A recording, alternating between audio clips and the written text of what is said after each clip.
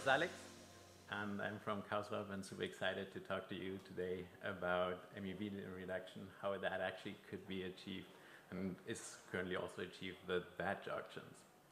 I want to start with a small segue with a comparison between MEV and high-frequency trading. I want to do that because I think there are quite some similarities. If you're looking at it from the core principles, actually they both represent a race to exploit market opportunities. But then how it actually plays out, yes, they are quite different. For example, how can you actually win the race in the... Thank you. How can you actually win this race in the MEV space, in our blockchain space? Definitely, you have to tip or bribe the miners. And in high-frequency trading, it's actually all just about the speed. You just have to be the fastest. And so what you usually kind of end up doing is kind of buying the speed technology that is offered by the different exchanges. And so it's also some kind of bribing, right? And then who's actually suffering from the negative externalities? Well, if you have ever been front-run on the blockchain space, definitely you're suffering from it. But I think in general, MEV is kind of introducing inefficiencies. And so every retail and institutional investor is kind of suffering from it. And quite similar, it's also in the high-frequency space. Like all the sniping that is going on kind of causes market makers to price it in, and then they are offering bigger spreads, and so kind of everyone loses a little bit because everyone gets a little bit for the price. But while high-frequency trading has been around now for quite some time, and yeah, lots of academics looked into it, and the most promising solution actually seems to be the frequent batch auction. There's a very popular paper proposed by Eric, Peter, and John, and they explain how frequent batch auctions can actually help with all the sniping that's going on and all the other negative externalities. And so the thesis that I now want to take a look in with this talk is actually, do frequent batch auctions are really able to reduce the MEV, and to which extent? And I would like to do it with the following agenda. So first we want to look one more time at the exact definition of a frequent batch auction system. Then we want to compare this sequential and the batch execution. Then we will look exactly how that actually plays out with MEV protection. But of course, after seeing all the positive sides, we also then want to look into the challenges that are currently still out with frequent batch auctions, and then we would come to the conclusion. So let's start with the first point. What are frequent batch auctions? Well, what one has to do is one has to discretize the trading in time. That means one collects all the different orders over a longer time period. And then with that, you're able to build up these kind of order books, as you can see it on the left side.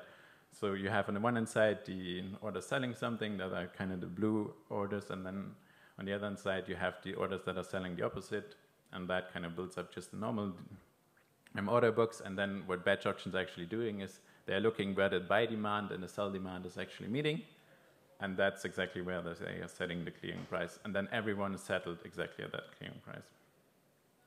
And what is really striking over here is definitely that the first 2 points of these characteristics, they are naturally given in Web3, because we put everything into blocks. We always batch all the orders that are coming in, all the trades. And so it's very natural that actually frequent batch auctions could fit very natural and well into the blockchain space.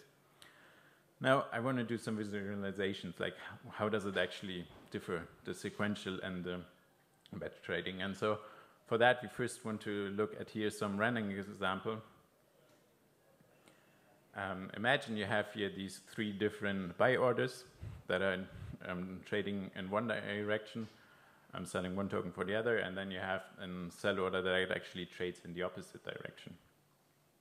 And now, depending on what the actual order is, if they are trading against the M's, then kind of the picture will look really completely different. Like actually, they are all executed exactly at the same time, but yeah, depending on the order, it will really look quite different.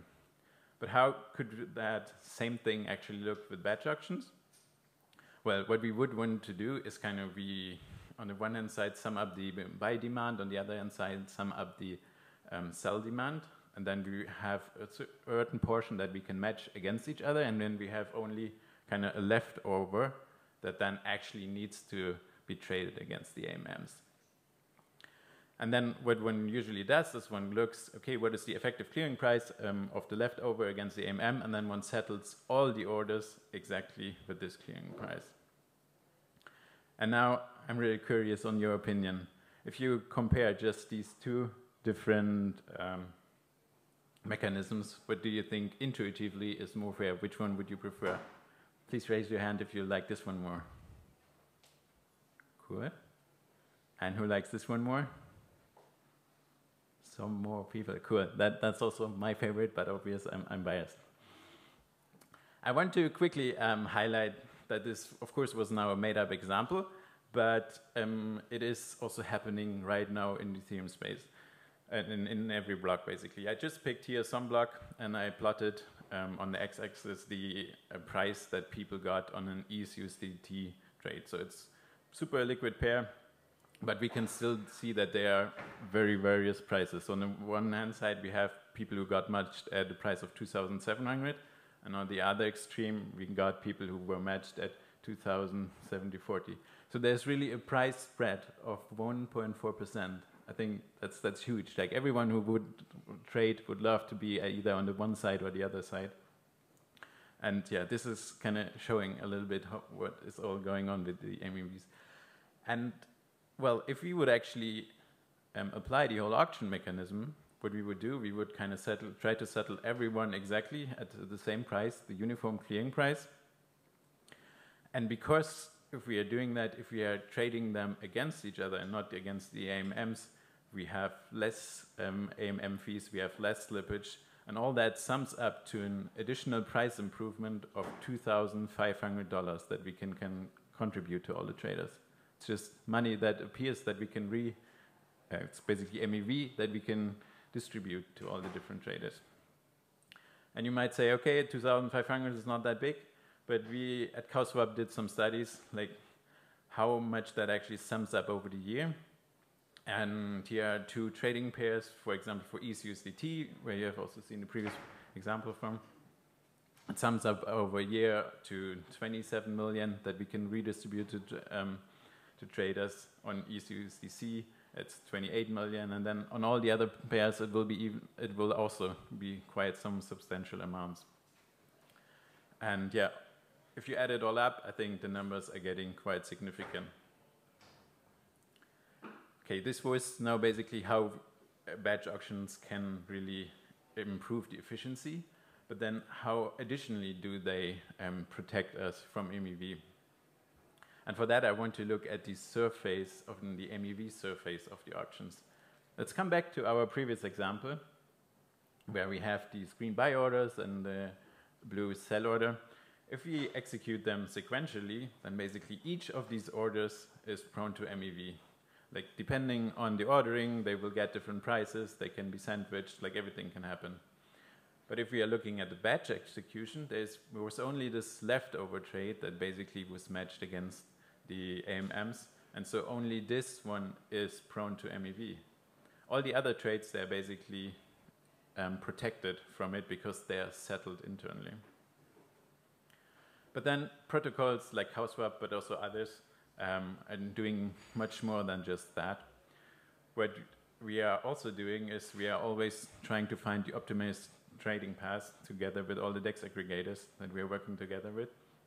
And so there's less backrunning opportunities.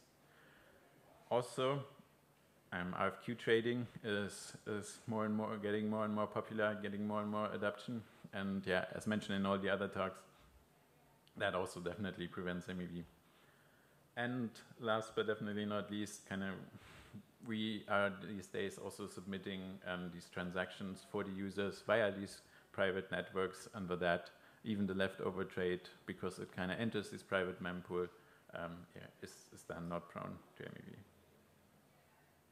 Here I also have some quantitative numbers. So we did here also a study checking on the pair ETH-USDC how much of the actual trading volume that is right now happening on the Ethereum chain could be actually matched internally in a batch. And the figure we found was roughly 13% could be matched internally in auctions just by these coincidence of ones where we are matching two opposite orders against each other.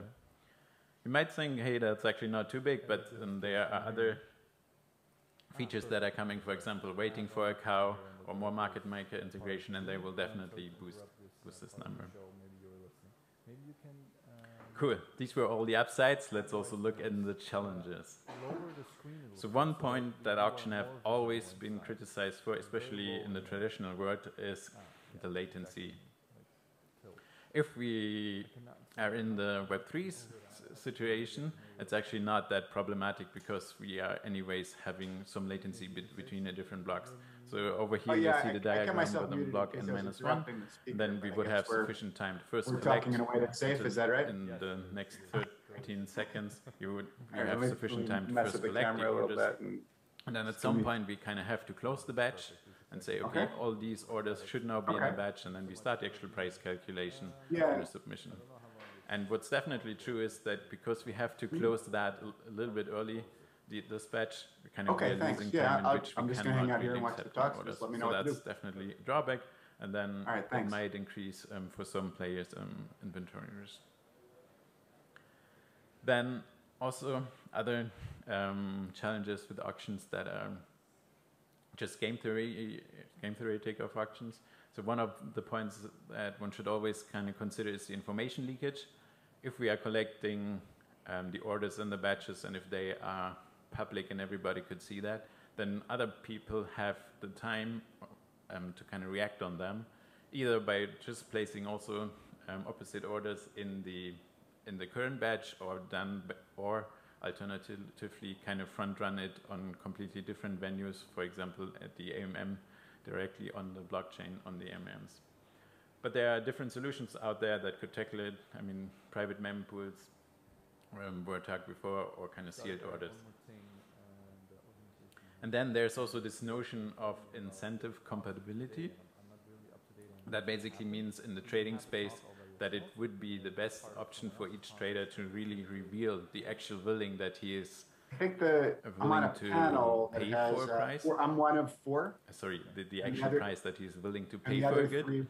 And this is, it would be really nice if we would have trading mechanisms. I'm not exactly sure how you want to do it. But for frequent batch auctions, unfortunately, it's not always holding. If you have a small order, you can definitely do that. It will not impact it too much. But if you're a real whale and want to trade a lot of funds in one direction, that's fine. Yeah. Then you basically have to kind of split up your order to kind of get the best overall execution. You have to split it over several batches. But, well, the same thing is also right now true with continuous trading. I'll do the best I can. And there's one more point I would quickly like to get into. So for the auctions, it's very important that they have the access to the best liquidity. And in the Web3 space, that definitely means that they should kind of consider all the AMMs. And one small issue is that if we are starting at block n-1 and kind of observe the AMM in a particular state, and then we are starting the optimization with all the collected batch orders, that then, if we are starting then the optimization with this state in mind, and then if in the next block there is then actually somebody who takes an arbitrage opportunity or something and kind of front runs us and puts the first transaction that actually shifts the AMM state, then kind of our calculations are no longer 100% correct, and that also causes some small issues. Right. So given all these pros and cons, what are the actual conclusions? My conclusions is that if we would trade more with frequent batch auctions, then we would have certainly some winners. And these winners, in my point of view, are definitely retail investors, because they would be better protected for MEV, and they can get better prices via cows. Arbitrageurs, not necessarily. Market makers, it's a little bit divided.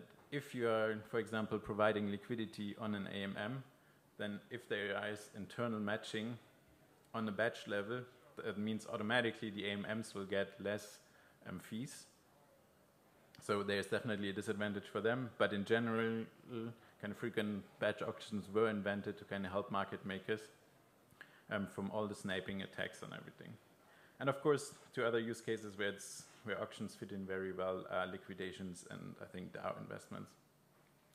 So overall, I think if these actors, actually the green ones over here, if they kind of convert to more and more auction trading, then definitely we can have a big MEV reduction on the adapt layer. Cool. So thank you all for listening, and if you want to give it a practical try, feel free to kind of visit Cowswap and give it a try.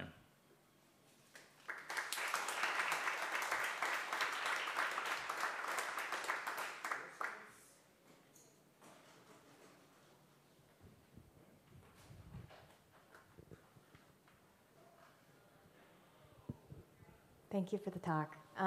Could you talk a little bit about the censorship resistance qualities of like MEV protection chains like Cowswap? And I know that clearly like the implementation of batching is really good on like the theoretical level, but curious to know, like, obviously going through a public mempool, like the public mempool of Ethereum is like, it does mean that you could get front run, but like the censorship resistance quality of the Ethereum mempool is so much greater than like going through flashbots. So curious to know like how Cowswap kind of figures that out. So just to make sure that I understood the question correctly, you're talking about the step where one has found a good solution that should trade the whole auction, and then it's submitted to the Ethereum chain, and how the censorship over there plays out? Yeah, especially if, so anytime you're bypassing the public mempool, and there's obviously great things like the batch auctions happening outside of the public mempool. But tell me a little bit about the censorship resistance qualities of using like dark pools or private pools or Cowswap, or I guess probably more Cowswap for you. Yeah. So definitely, the more decentralized things are, the better is actually also the property regarding censorship resistance. So right now, Cowswap and I think also many other servers, they are a little bit more centralized, and with that, basically one could censor different orders. But at the same time, we and other platforms, I think, have a big incentive to kind of not censor all the different players because, yeah, we want to offer a good service. And that's in the short term. And in the long term, definitely, if everything is more decentralized, then you can have always different actors that actually then, prevent the censorship and plug and, settle the actual trades. So we are right now in the process of kind of decentralizing all on our solver network. That are the guys who are finding the best solutions for the batches. And if it's well decentralized, then this helps definitely a lot with this censorship. And regarding the censorships in the mempools regarding private submissions, I think if something like that would happen, we have professional bots running in the background, and then they could detect it and choose other routes if that really happens.